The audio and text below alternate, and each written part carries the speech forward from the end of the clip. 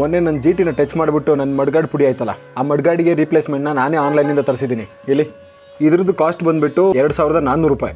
ಇದನ್ನು GTಗೆ ಯಾವ ಥರ ಫಿಕ್ಸ್ ಮಾಡೋದು ಅಂತ ನೋಡೋಣ. GTದು ಮಡ್ಗಾಡ್ ಡ್ಯಾಮೇಜ್ ನೋಡಿ ಹಿಂಗಾಗಿದೆ, ಕಾಣಿಸಿದೆಯಾ?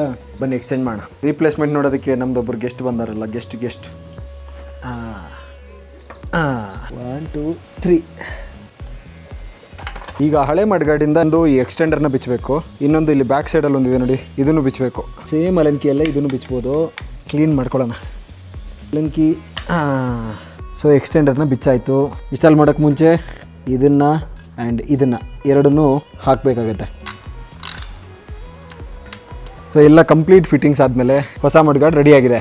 ಫಿಟ್ಟಿಂಗ್ ಅಷ್ಟೇ ಬಾಕಿ ಇರೋದು. ಓಕೆ,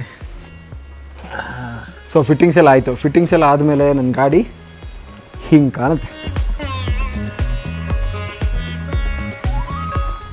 ನಮ್ಮ ಗಾಡಿದ್ದು ಫಿಟ್ಟಿಂಗ್ಸ್ ಆಗಲಿ ರಿಪೇರಿ ಆಗಲಿ ಸ್ವಂತ ನಾವೇ ಮಾಡಿದ್ರೆ ಅದ್ರಲ್ಲಿ ಸಿಗೋ ಸ್ಯಾಟಿಸ್ಫ್ಯಾಕ್ಷನೇ ಬೇರೆ. ನೈಸ್. ಬಾಯ್ ಬಾಯ್.